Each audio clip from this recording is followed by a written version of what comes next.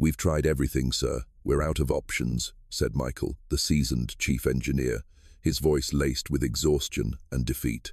In the middle of the bustling New York harbor, where ships constantly sailed in and out, billionaire Richard Coleman's luxury yacht, the Serenity, lay unnaturally silent, a stark contrast to its surroundings. Its engine had gone dead hours ago, turning the magnificent vessel into a useless hunk of metal. Richard Coleman, a man accustomed to steering a business empire, now found himself utterly powerless against this vexing mechanical failure. Even the elite engineering team, led by Michael, had been forced to shake their heads in surrender after hours of fruitless effort. As a heavy sense of despair settled over them, a deep, calm voice cut through the air from behind. "If you'll allow me, I'd like to take a look." Every head turned. The speaker was a young man, thin and dressed in worn, frayed clothes, looking no different from any other homeless person who wandered the docks. Yet, his eyes held a strange confidence and an intense focus. Michael scoffed, dismissing him as some lunatic. But Richard Coleman, in his moment of utter desperation, saw a glimmer of hope in the stranger's eyes. He decided to take a gamble. "Let him try," Richard commanded, his tone leaving no room for argument. Michael was stunned. The chief engineer looked like he wanted to protest, but one look at his boss's determined expression silenced him. With a resigned sigh, he turned to the stranger, jerking his chin dismissively. "Follow me." As Ethan descended into the engine room, skeptical whispers followed him. "There it is, all yours, expert," Michael said, his voice dripping with sarcasm as he gestured toward the colossal engine block. Ethan didn't respond. He simply stepped into the cramped space, thick with the smell of oil and metal. Ignoring the condescending stares, he stood still for a moment and closed his eyes, as if listening for the engine's soul. The silence stretched on, and Michael's patience wore thin. "Look, kid, we don't have all day to watch you meditate." Just then, Ethan's eyes snapped open, suddenly sharp. He didn't see the engine as a complex block of metal, but as a living organism with its own circulatory and nervous systems. His hands, though grimy, glided over the pipes, feeling every joint, every bolt. He didn't need gauges or instruments. His fingertips seemed to feel the pressure and connections within. His focus was absolute. The noise of the world around him seemed to fade away. Suddenly, his hand stopped on a section of the fuel line. He frowned slightly, his index finger tracing a connection point. To anyone else, it would have looked perfectly normal, but to Ethan, he noticed a misalignment so slight it was nearly invisible to the naked eye. "That's one," he muttered, but he knew that wasn't the whole story. A minor flaw like that couldn't shut down the entire system. His eyes followed the intricate web of wiring. He reached deep into a hidden corner that others might have overlooked. And then, his fingers stopped. He felt a loose connector, a small wire that had almost slipped from its port. Ethan pulled his hand back and turned to Richard and Michael, his voice still calm. "I've found the problem. There are two faults." He pointed to the fuel line. "This line is slightly misaligned, causing an inconsistent fuel supply. But the main issue is over here." He gestured to the hidden corner. "A signal wire to the central control unit is loose." He explained clearly. The two faults were masking each other. When the fuel sputtered, the system flagged an electronic error. But when you ran diagnostics on the electrical system, the wire would occasionally make contact and send a normal signal, leading you to believe there was nothing wrong with it. It was that subtle combination that threw everyone off. Michael was speechless. The explanation was simple, yet chillingly logical. Without waiting, Ethan asked only for a screwdriver and a pair of pliers. In just a few minutes, with precise movements, he tightened the bolt and secured the loose wire. When he was done, he stepped back and dusted off his hands. "She's ready to start now, sir." Everyone held their breath. Richard Coleman, with a hint of hesitation, placed his hand on the control panel and flipped the ignition switch. For a heart-stopping second, there was silence. Then the massive engine began to turn over. But instead of the familiar smooth roar, it produced a series of dry, metallic clicks, followed by a short, piercing screech. Michael flinched, his face turning pale with panic. Shut it down now," he yelled, his voice cracking. "Something's wrong, it's going to blow." The other engineers backed away nervously. Only Ethan remained motionless, arms crossed, his expression unchanged. As Richard looked back and forth between his frantic chief engineer and the calm young man, Ethan spoke, his steady voice an anchor in the storm. "Don't worry, sir. The engine is just recalibrating itself. Give it a moment." There was a strange weight to his words that made Richard trust him. He held the switch. Just as Ethan had said, a few seconds later, the strange noises faded and then stopped completely. The clicking was replaced by a deep, steady hum, powerful and full of life.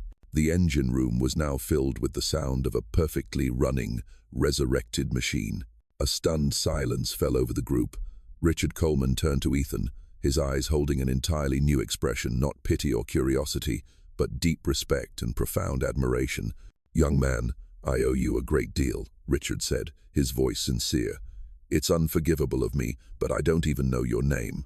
Ethan gave a slight nod, the tension visibly leaving his shoulders. "It's Ethan, sir." Ethan Hayes. The name struck Michael like a lightning bolt. The chief engineer, who had been frozen in place, suddenly jolted. He muttered the name, Ethan Hayes, Ethan Hayes, as if trying to dredge it from his memory. Suddenly, his eyes widened, his expression shifting from astonishment to utter disbelief. He took a step forward, his voice trembling. "Ethan Hayes? You mean the Ethan Hayes from the Boston Maritime Academy?" He looked closer at the young man's gaunt but familiar features. Valedictorian, the one who broke records for simulated engine design. All eyes were on Ethan once more. A sad smile touched his lips. "That used to be me," he admitted softly. The confirmation was even more stunning than the engine repair itself. A legend from the Maritime Academy, a talent predicted to revolutionize the entire industry. How could he have ended up as a ragged, homeless man on this very dock? Richard stared at him, astonishment written plainly on his face. "What happened to you?" Ethan took a deep breath, as if steeling himself to confront a painful past. "My parents died in an accident. Everything. It all fell apart after that. The family business went bankrupt. I lost everything," he said, his voice lowering, his gaze distant. "And I've been drifting like this for the last 2 years." Ethan's final words hung in the absolute stillness of the engine room, underscored only by the steady hum of the engine. Every word he spoke was heavy with pain and loss. He didn't elaborate, but a few short sentences were enough to sketch out a cruel tragedy. From the pinnacle of acclaim as a brilliant student with a promising future, he had plummeted to the very bottom of society. In that moment, the image of the gaunt young man in tattered clothes was no longer an oddity, but a heartbreaking testament to the cruelty of fate. The calluses on his hands, the weariness etched into his eyes, they were all marks of a 2-year struggle for survival on the streets. Richard Coleman was silent. As a man who had seen his share of life, he understood the pain of losing loved ones and watching everything you've built crumble. But hearing this story from a young man of such extraordinary talent stirred a deep compassion within him. He saw in Ethan not just the man who fixed his yacht, but the image of immense potential being tragically wasted. Michael, the chief engineer, was now filled with nothing but shame. His earlier scorn and sarcastic remarks came back to him like a slap in the face. He had read articles praising Ethan Hayes, had admired the students' groundbreaking designs from afar, and now he had treated his own idol so shamefully. A heavy silence descended upon them. No one knew what to say. Ethan's confession wasn't a plea for pity. It was simply the unvarnished truth.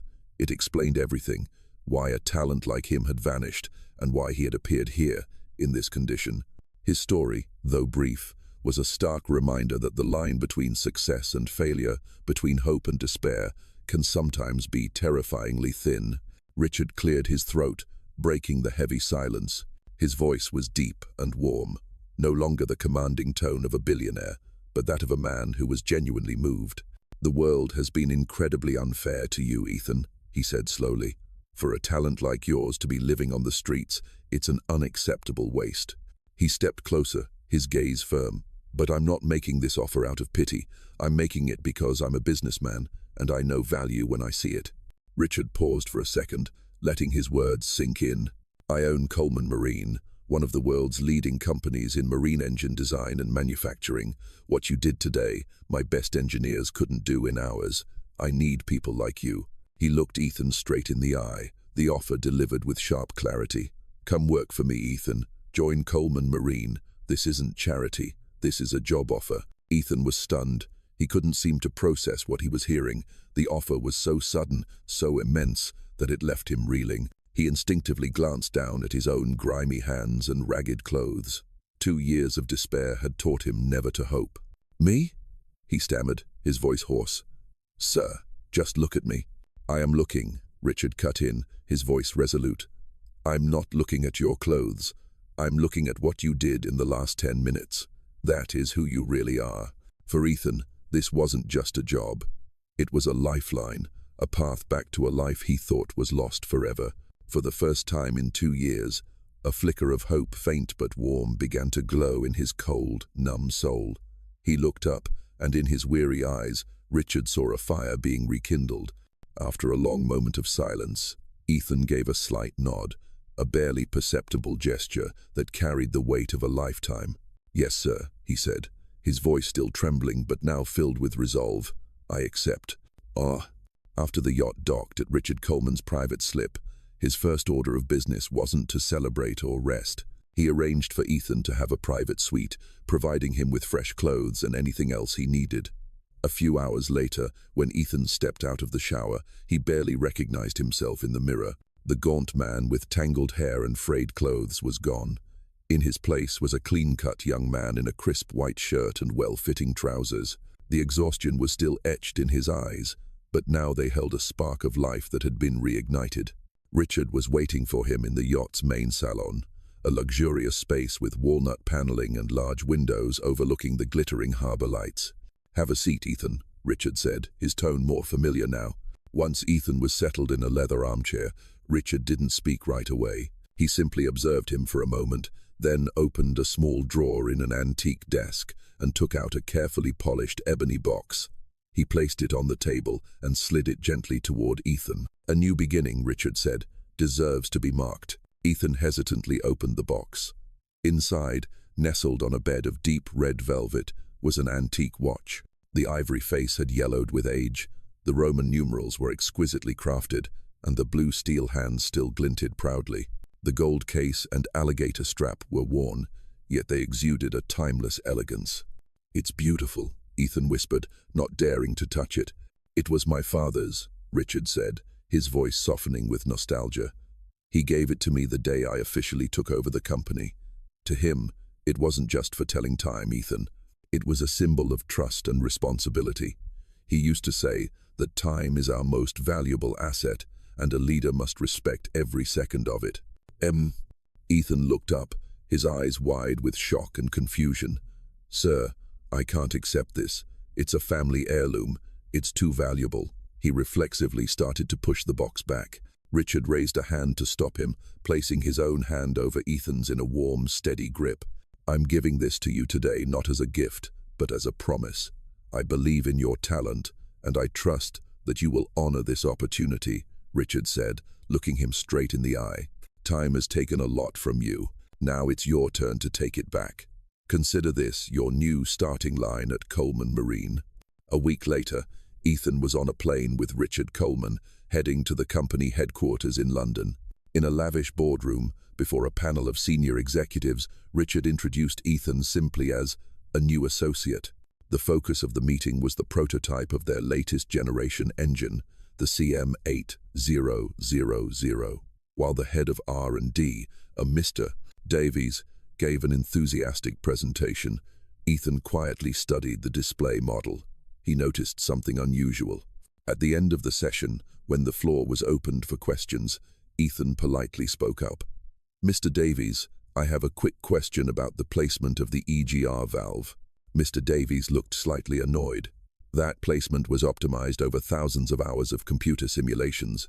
"And?" "Theoretically, yes," Ethan replied. "But I'm afraid that in its current position, under low temperature, high RPM conditions, it will create a minuscule lag in the turbocharger, causing a momentary drop in performance." The room fell silent, a flaw that small, if it even existed, would be nearly impossible to detect without intensive testing. A few of the executives looked skeptical. At Richard's request, an engineer reran the simulation with the exact parameters Ethan had described. The results flashed on the main screen, a tiny dip in the performance curve, precisely where Ethan said it would be. Astonishment filled the room. The executives stared at the young man with entirely new eyes, full of admiration. They couldn't believe someone had found a flaw the entire R&D team had missed just by looking at a model. On the flight back, Richard Coleman turned to Ethan, a satisfied smile on his face. "You proved your worth even faster than I expected, Ethan." He gazed out the window for a moment before continuing. "I'm not putting you on the London team. They're too rigid. You'll start at the New York branch. You'll be on the technical crew, to begin with. Show them what you can do, just like you showed me." It wasn't a senior management position, but for Ethan, it was everything he needed. A chance to start over, a place where his talent could be recognized on its own merit. Ethan's first day at the Coleman Marine branch in New York was anything but smooth. News of the homeless guy hand-picked by the CEO had spread like wildfire, and he immediately became the center of scrutiny. The person most irritated by his presence was David Harrington, the regional manager. David was a man who had worked his way up from the shop floor. He believed in the chain of command and despised anyone who got to cut in line. To David, Ethan wasn't a talent. He was an insult to the entire system. During the first team meeting, David introduced Ethan with a strained smile. "Welcome, Ethan Hayes, Mr. Coleman's new discovery. He'll be joining our technical crew." His emphasis on new discovery was dripping with sarcasm, and quiet murmurs rippled through the crowd of mechanics. David didn't waste any time. "To give you a chance to prove yourself," he said, his tone a clear challenge. "We've got a real tough nut to crack." He pointed to a large tour boat docked in the workshop. "The Liberty Belle. She keeps stalling randomly in the middle of her runs. My entire team has been over it for 3 days and can't find a thing. The client is breathing down our necks, and she needs to be back on the water by morning." It was an obvious setup. Give the new guy a job the entire veteran crew had failed at, with an impossible deadline. If Ethan failed, David would have all the proof he needed that he was just a fluke. Ethan simply nodded. "Understood. I'll get right on it." While the others went home, Ethan stayed behind in the vast, empty workshop. He didn't dive into the engine right away. Instead, he pulled up all the previous repair logs and engineering reports, methodically reviewing what the team had already done and ruled out. For hours, he worked diligently in the engine bay, checking every bolt, every wire, every circuit. The problem was more complex than he'd thought. Everything seemed to work perfectly during stationary tests. There had to be a factor that only emerged when the boat was actually under load. Near midnight, after checking almost everything, Ethan found something minuscule, a hairline fracture on the casing of a high-pressure fuel injector. The crack was invisible to the naked eye and only opened up when the engine reached a specific temperature, leaking just enough fuel to destabilize the system pressure and cause a stall. He had found the ghost in the machine. Ethan didn't just replace the faulty part. He recalibrated the entire fuel system to ensure it ran even smoother than it had from the factory. The next morning, when David Harrington and his crew arrived, they found Ethan sitting next to the boat, his face tired but calm. "So, expert, given up yet?" David asked brusquely. "She's done," Ethan replied. "You can take her for a test run." With deeply skeptical eyes, David and the Liberty Belle's captain fired up the engine. It roared to life with a smooth, powerful, and steady hum. They took the boat out around the harbor, accelerating, decelerating, running it through all its paces. The vessel performed flawlessly, without a single hiccup. When the boat docked, the captain walked over and shook Ethan's hand firmly. "Thank you.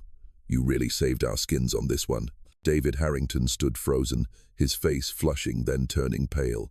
He was utterly speechless. The other mechanics, the ones who had been whispering behind his back, now looked at Ethan with open admiration. They didn't care where he came from. All they knew was that he had solved a problem that had stumped them all. In a single night, Ethan had shattered every doubt with pure talent, and step by step began to earn the respect of his new colleagues. After the success with the Liberty Belle, Ethan fully immersed himself in his work. He remained a quiet man, but his talent was now undeniable.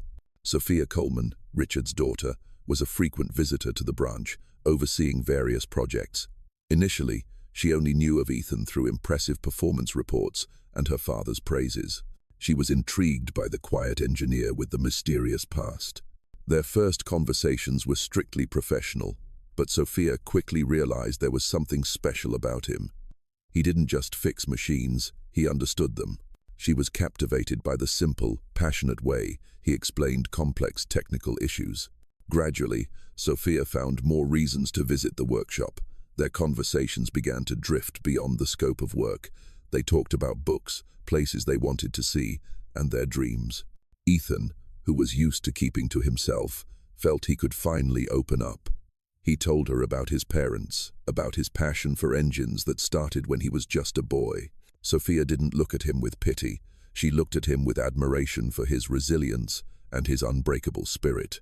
Their turning point came during a community project Sophia had initiated, restoring an old boat to serve as a floating library for children in riverside communities. Ethan volunteered his weekends to handle the mechanical work. In that relaxed setting, free from the formal distance between the boss's daughter and an employee, they painted the hull, repaired the engine, and shared easy laughter. It was in those everyday moments that their feelings for each other naturally blossomed. One evening at sunset, after months of quiet dating, Ethan took Sophia for a walk. He didn't choose a fancy restaurant, but instead led her back to the very dock where his life had changed. They stood on the pier, watching the gentle waves lap against the shore. "A year ago," Ethan began, his voice low and warm, "I was standing right here with nothing. The future was just a meaningless word." He turned to face her, his eyes filled with sincerity. "And then you came into my life. You didn't just give me a job, you gave me a reason to believe in myself again." He slowly lowered himself to one knee on the old wooden planks of the pier. He opened a small box, revealing a ring of simple but elegant design. "I know I don't have a glorious past to offer you, but I promise I will spend my entire future making you happy," he said, his voice trembling slightly. "Sophia Coleman, will you marry me?" Sophia smiled, her eyes glistening with tears. This was what she had been waiting for. A simple, heartfelt proposal, right here where it all began. "Yes," she whispered, her voice full of happiness. "I do, Ethan. Yes." 1. Ethan and Sophia's wedding wasn't held in a grand ballroom or an ancient castle. Instead, they chose a beautiful garden overlooking the sea, near the very same New York harbor where fate had brought them together. The ceremony took place on a sunset evening, as the last rays of sunlight painted the water gold, creating a scene of warmth and romance. There weren't hundreds of guests, only their closest family and friends. Richard Coleman stood in the front row, his eyes usually sharp and calculating in the boardroom, now glistening with undisguised happiness and pride. Nearby, Michael, the chief engineer from that fateful day, was also in attendance. He watched the groom with a smile of genuine respect. Ethan stood at the altar, no longer the gaunt, ragged young man from the docks. In a tailored suit, he radiated the quiet confidence of a man who had found his place in the world. When Sophia appeared in a stunning white gown, walking down the aisle on her father's arm, Ethan's world seemed to stand still. All he could see was her smile, the smile that had illuminated the darkest corners of his soul. They exchanged simple vows that held all their love and commitment. As Ethan slid the ring onto Sophia's finger, he gently squeezed her hand, feeling its warmth and steadiness. It was a world away from the cold loneliness he had endured for 2 long years. During the intimate reception that followed, Michael came over to congratulate him. "Who would have thought? The kid from the docks," he said, shaking his head in wonder. "Congratulations, Ethan. You deserve every bit of this." Ethan just smiled and nodded his thanks. He gazed out at the distant city lights as they began to sparkle. He saw Sophia laughing happily beside her father, then glanced down at the antique watch on his wrist, the heirloom Richard had given him. It all felt like a dream, but it was real. From a homeless man who had lost all hope, he now had a successful career at Coleman Marine, the loving family he had always longed for, and a full, complete life. The embrace of Sophia, the trust of Richard, and the respect of his colleagues had filled every void his past had left behind. The story of Ethan Hayes is more than a modern-day fairy tale. He became living proof that with a single opportunity, with just one person's belief at the right moment, a life can be completely transformed. And sometimes, that chance comes in the darkest of hours, from a calm voice cutting through despair. "If you'll allow me, I'd like to take a look."